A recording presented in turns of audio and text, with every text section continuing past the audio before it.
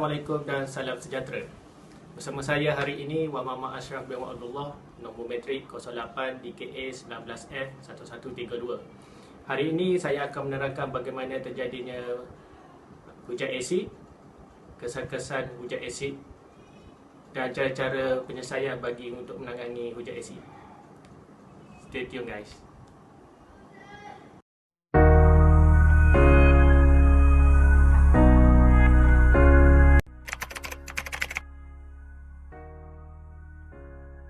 Hujan asid merujuk sejumlah hujan yang turun sebagai kerpasan dan mengandungi tahap keasidan yang tinggi, iaitu pH kurang daripada 5. Terjadi apabila bahan pencemar seperti sulfur dioksida dan nitrogen dioksida bertindak semasa proses sejatan dan berlaku semasa hujan turun.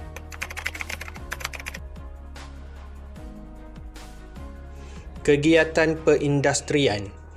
Peningkatan kegiatan perindustrian di seluruh dunia telah meningkatkan kadar kejadian hujan asid. Asap kilang yang dilepaskan ke udara mengandungi bahan pencemar seperti sulfur dioksida serta nitrogen dioksida, dan kemudian bahan ini akan bercampur dengan wap air lalu membentuk kerpasan yang turun sebagai hujan asid. Pembakaran bahan api fosil. Gas sulfur dioksida secara globalnya telah menyebabkan berlakunya pembendapan asid, dan punca utama sulfur adalah pembakaran bahan api fosil di kilang.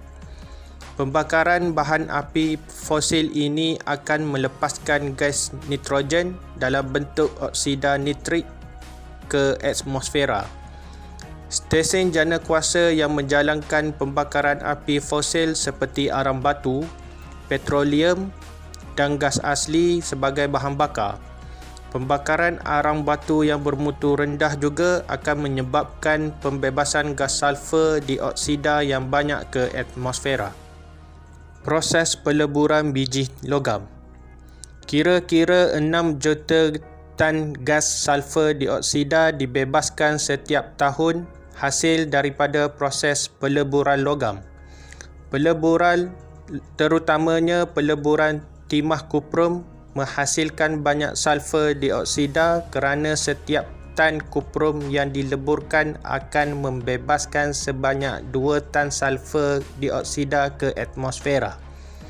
Gas ini kemudiannya bertindak balas dengan air hujan sebagai membentuk hujan asid. Asap kenderaan bermotor. Oleh kerana jumlah kenderaan semakin meningkat setiap tahun, maka berlaku pertambahan hujan asid yang lebih banyak dan pembebasan gas hidrokarbon atau asap melalui exhaust menyebabkan kandungan bahan pencemar dalam udara tinggi. Asap exhaust membebaskan gas nitrogen dioksida dan nitrik oksida ketika pembakaran pada suhu tinggi di silinder kereta.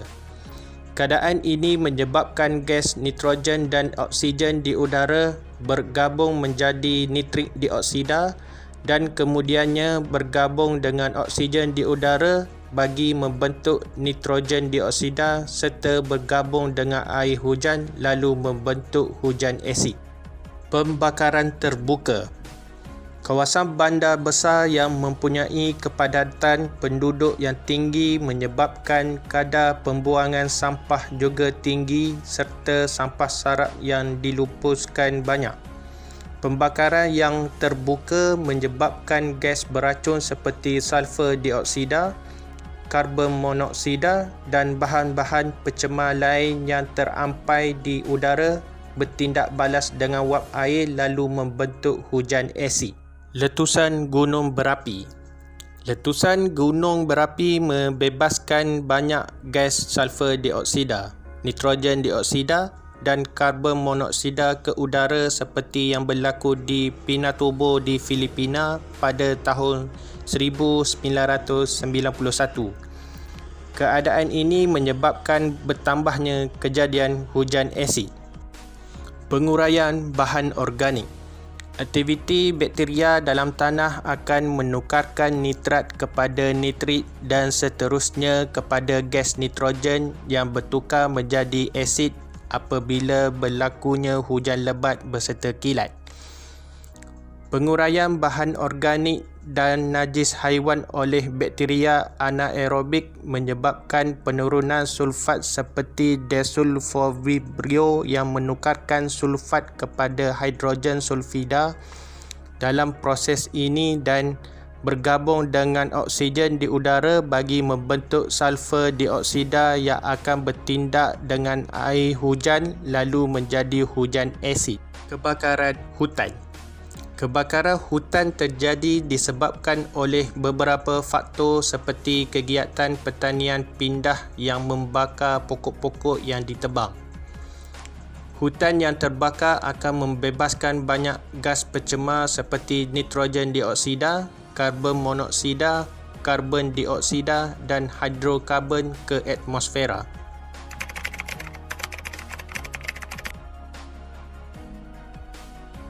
Kemusnahan ekosistem hujan. Kemusnahan ekosistem ini menyebabkan tumbuh-tumbuhan terbantut pembesarannya seperti di Black Forest Jerman.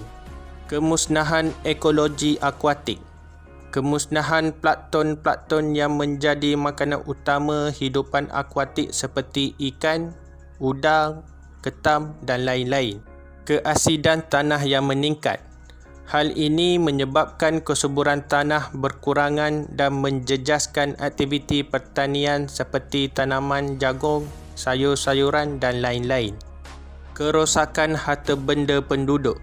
Hujan asid ini telah menyebabkan kenderaan berkarat, cat bangunan menjadi luntur, zinc rumah berkarat dan lain-lain. Menjejaskan kesihatan manusia. Kesihatan manusia menjadi terjejas kesan daripada berlakunya hujan asid seperti adanya perebakan penyakit kulit.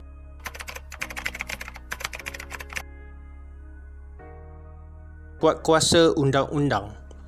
Penguatkuasaan undang-undang oleh kerajaan seperti menggubal undang-undang alam sekitar yang sedia ada, iaitu Akta Kualiti Alam Sekitar Sekeliling 1974. Perlu dikemaskini dengan keadaan semasa alam sekitar di negara kita. Denda dan hukuman. Bagi agensi-agensi yang terlibat dalam sektor perkilangan yang bebas melepaskan asap kilang tanpa mengendahkan kepentingan alam sekitar, haruslah dikenakan hukuman penjara tidak lebih daripada 5 tahun atau denda sebanyak RM500,000 atau kedua-duanya sekali.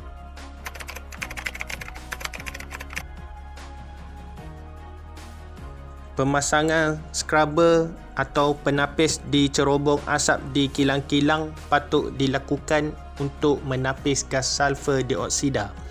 Pemasangan penapis ini dapat mengurangkan kandungan asid di dalam kerpasan. Kedua, pemasangan pengubah bermangkin iaitu catalytic converter pada enjin. Ini dapat mengurangkan gas NOx sebanyak 90% di mana gas pencemar dapat diubah sebelum dilepaskan ke atmosfera. Hal ini bertujuan untuk mengurangkan gas karbon monoksida dan nitrogen oksida asap egsos.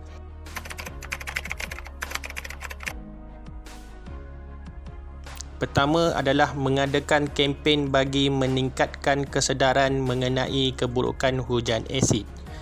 Yang kedua adalah aktiviti kemasyarakatan juga salah satu langkah yang baik kerana ini dapat menjadikan setiap masyarakat memainkan peranan demi kesejahteraan alam sekitar.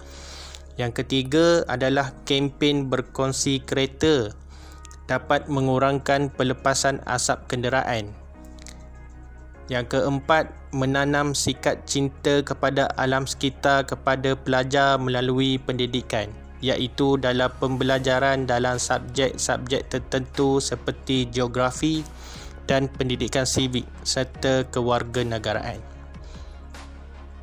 IPTA, IPTS atau badan bukan kerajaan juga perlu menjalankan kajian bagi mengurangkan kejadian hujan asid.